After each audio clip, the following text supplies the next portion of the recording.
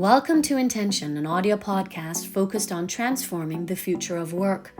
I'm your host, Dr. Susan Gray, purposely introducing reflective questions that hold us in a state of tension to explore timeless work, life, and leadership contradictions. Join me each week as we grapple with our collective leadership responsibility to ignite a new, intentional way of human well-being in our workplaces.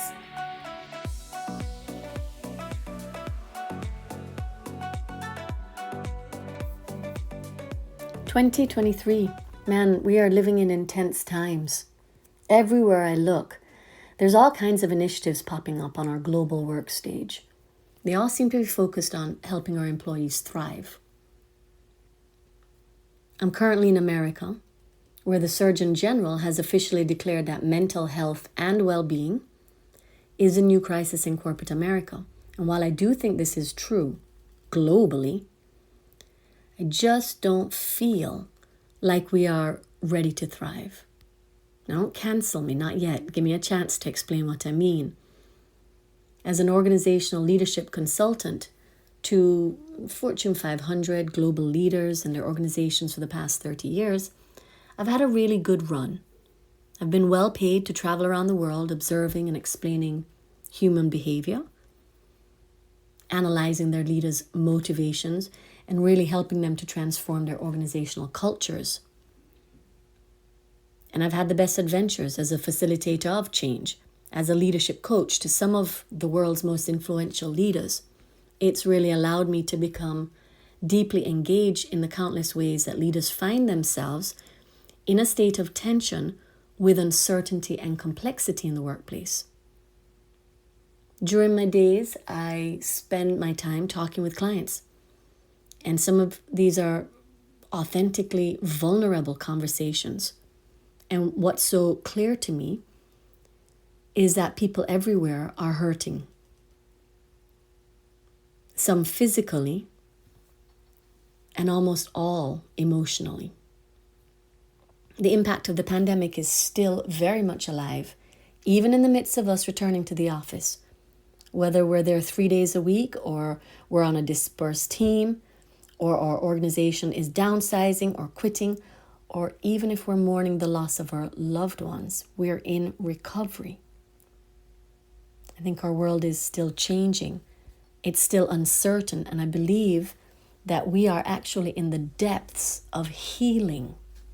And healing requires time. It requires acknowledgement. Healing, as you know, can be all-consuming. There's a sense of loss, disorientation maybe. You feel alone. And oftentimes you're just unsure of whether you are really wanting to lean into this recovery journey or give up. So yeah, I do see a future world in which all people are thriving, but I think we need to understand and prioritize where healing fits into our journey towards thriving. And I don't think the journey has to be a lonely one. I'm curious. I'm exploring this right now, how we can make this journey an enjoyable one. In this podcast series, I'm exploring the leadership and organizational contradictions that add to this intensity that we're all experiencing. And I want to reflect on the adaptive mindset and the skills we need to have in our toolbox that allow us to hold multiple perspectives as we sit in tension with our feelings and our thoughts about the world that we're living and we're working in. And I'm inviting my colleagues in the leadership development industry to come in and disrupt those stories that we've told ourselves for decades about leadership and organizational change.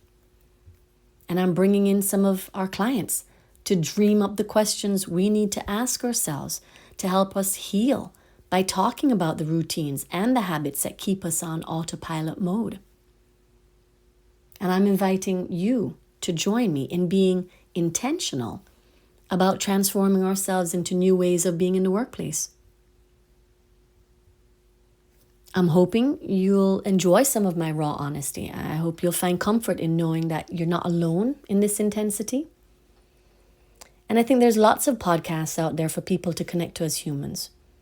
or to reflect meaningfully on things relevant to our personal lives. And I'm sure you probably already have seen the apps and the podcasts available for organizational leaders. If you're interested in upskilling or reskilling or driving performance or leading your organization through change. But I think we need one now that merges these two things together, personal and professional, because those lives are no longer separate, are they? Not anymore. And we can't keep compartmentalizing, and we don't want to. That takes energy. That takes effort. And when we're healing, I think it's really important to be intentional about where you place your attention and your effort and how you set your intentions. So yeah, here I am. I'm launching this series to consciously surface and talk about the complexity that we're all experiencing, and to help us hold this tension mindfully and purposely towards positive disruption and change. And now this intensity, for me, feels like a familiar friend. Growing up as a child, I remember constantly being told that I was too intense. Lighten up, they would tell me. Every time I would ask another question, I'd follow their response with, but why? And despite attending an all-girls Catholic high school in the Caribbean, where the nuns, the sisters, insisted on silent reflection on ourselves when we walked from classroom to classroom, we were asked to do it silently so we could reflect on what we just learned.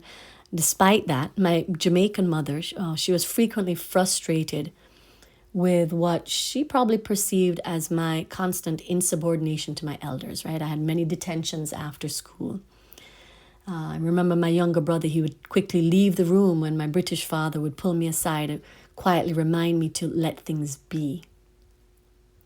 And between my husband waking up before I do every morning, I think he does that to make sure he gets at least 1 cup of coffee in him before I bombard him with my overnight reflections. And oh gosh, my poor children, feeling like they're held hostage at every family meal, right? We process their school experiences through whatever latest people dynamics research I'm consumed with that week. I think I've probably become even more intense as I have moved through adulthood and have raised a family of near adult children.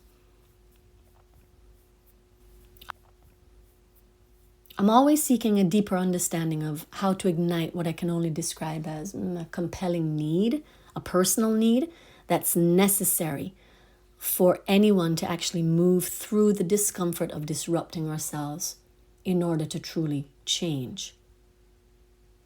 So yeah, I think we are absolutely living and working in intense times, but perhaps it's my own intensity that makes me the right person to host this reflective and generative dialogue with you. If you think about what that word intense means, or what it means to be living in such a disorienting or such a complex time where multiple truths exist and diverse perspectives create, countless personal realities. I get curious, what does it feel like to live and work from a point of continuous tension? This word intense is an early 15th century French word that means of great extreme. I think that's what intense translates to in this word that it started with in France. And the expression to be in tension means to be stretched or strained, either physically or emotionally. Yet, for me, there's a big difference. There's a huge difference between stretching yourself and feeling strained, right? Ironically, this was a lesson I learned years ago. I got to experience what is the difference between stretching and feeling strained from a yoga instructor who helped me discover the value of learning to sit in discomfort long enough to allow my muscles to stretch, to accommodate the position I was putting my body in. And I think about that because living in a world that's continuously complex and uncertain means that we will probably often find ourselves in unfamiliar new positions.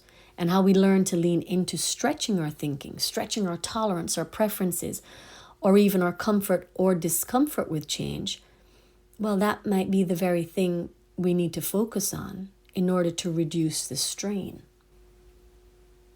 So I invite you to sit in tension with me as I explore timeless leadership and workplace contradictions. And I invite you to join me in this podcast series to reflect on how we can increase our capacity for stretching our mental models and the stories that keep them in place. I hope each conversation will surface opportunities for cognitive dissonance as we look at various disorienting dilemmas that occur and are occurring in our everyday organizational life. Because these dilemmas, I think, hold the potential to open pathways to transformative learning and change. So yeah, let's disrupt ourselves together just for a moment each week. Let's hit pause on our autopilot routines. Let's discover some new insights about the feelings and thoughts we have deep within us in the hopes of creating profound and new ways of being. Let's be in tension together, collectively. From climate change, social change, from the shock of the pandemic to the slow collapse of the global economy, let's just stretch ourselves in the most gentle ways to heal and to create new choices and new narratives that will take us into a world in which all people are actually ready to thrive. In my next conversation, I'm going to introduce a new era of organizational leadership as a concept. And let's explore leadership not as a title or a role, but as a responsibility for the future of humanity. Thanks for joining me. Intention.